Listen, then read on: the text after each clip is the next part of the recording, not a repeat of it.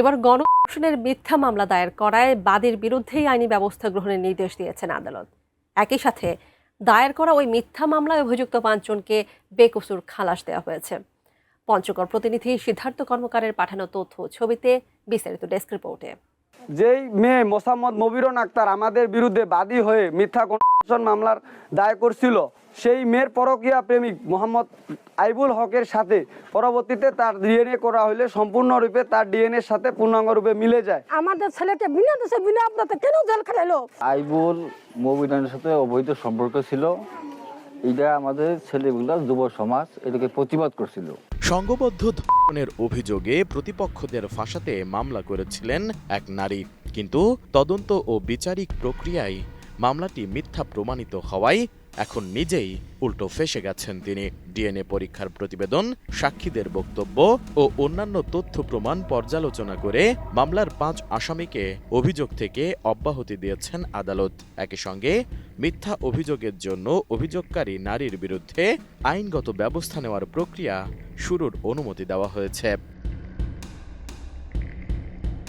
সম্প্রতি পঞ্চগড় নারী ও শিশু নির্যাতন দমন ট্রাইব্যুনালের বিচারক হুসেইন মোহাম্মদ ফজলুল বারী এ রায় প্রদান করলে সোমবার বাদী ও বিবাদী পক্ষের আইনজীবীরা বিষয়টি গণমাধ্যমকে নিশ্চিত করেন। আদালত সূত্রে জানা গেছে 2025 সালের 4 জুলাই রাতে পঞ্চগড় থেকে জগদল এলাকায় ভাড়া বাড়ি ফেরার পথে 3 মাইল এলাকায় অটোরিকশা থেকে নামিয়ে তার 2 বছরের শিশুকে ছুরির মুখে জিম্মি করে জনি ইসলাম, বিপ্লব হোসেন, মোকসেদুল ইসলাম, সাদেকুল ইসলাম ও খয়রুল ইসলাম সহ অজ্ঞাত পরিচিত আরও কয়েকজন তাকে পর্যায়ক্রমে গণধর্ষণ করে বলে অভিযোগ তোলে পঞ্চগড় সদর থানায় মামলা করেন এক নারী। তবে প্রশাসনের তদন্তে বেরিয়ে আসে ভিন্ন তথ্য। ওই নারীর পোশাক থেকে সংগ্রহ করা আলামতের ডিএনএর সাথে অভিযুক্ত 5 আসামির কারো ডিএনএ মেলেনি, বরং ডিএনএ মেলে স্থানীয় আইবুল হক নামে এক ব্যক্তির সাথে। তদন্তে ওই নারী ও আইবুল হকের মধ্যে সম্পর্কের বিষয়টিও উঠে আসে। ডিএনএ প্রতিবেদন, সাক্ষ্য ও অন্যান্য নথি পর্যালোচনা শেষে বিচারক 5 আসামিকে অভিযোগ থেকে অব্যাহতি দেন। একই সাথে মিথ্যা মামলা দায়েরের অভিযোগে বাদীর বিরুদ্ধে আইনি কার্যক্রম শুরুর নির্দেশ দেন। রায়ে সন্তোষ প্রকাশ করেছেন খালাস পাওয়া আসামি ও তাদের পরিবারের সদস্যরা। সেই সাথে বাদীর সর্বোচ্চ শাস্তি চান তারা। 32 ইঞ্চি জেভিকো টিভি এখন মাত্র 15,000 টাকায়, সাথে পাচ্ছেন 3 বছরের প্যানেল ওয়ারেন্টি। দীর্ঘ 96 দিন জেল হাজত খাটার পরে আমার ডিএনএ টেস্ট রিপোর্টের উপর ভিত্তি করে কোর্ট আমাদেরকে জামিন দেয়। যেই মেয়ে মোসাম্মদ মবিরুন আক্তার আমাদের বিরুদ্ধে বাদী হয়ে মিথ্যা গণধর্ষণ মামলার দায় করছিল, সেই মেয়ের পরকীয়া প্রেমিক মোহাম্মদ আইবুল হকের সাথে পরবর্তীতে তার ডিএনএ করা হলে সম্পূর্ণরূপে তার ডিএনএ এর সাথে পূর্ণাঙ্গরূপে মিলে যায়। আমাদের ছেলেকে বিনা দোষে বিনা অপরাধে কেন জেল খেলালো? আমার জেল খেলার আমার প্রতিশোধ এইটা চাই, আমি বিচার চাই, আমি ফাঁসি চাই আইবুলের আর মবিরুনের। আইবুল মবিরুনের সাথে অবৈধ সম্পর্ক ছিল, এটা আমাদের ছেলেগুলা যুব সমাজ এটাকে প্রতিবাদ করছিল। এই প্রতিবাদ করার কারণে মিথ্যা হয়রানিমূলক এই ছেলেদেরকে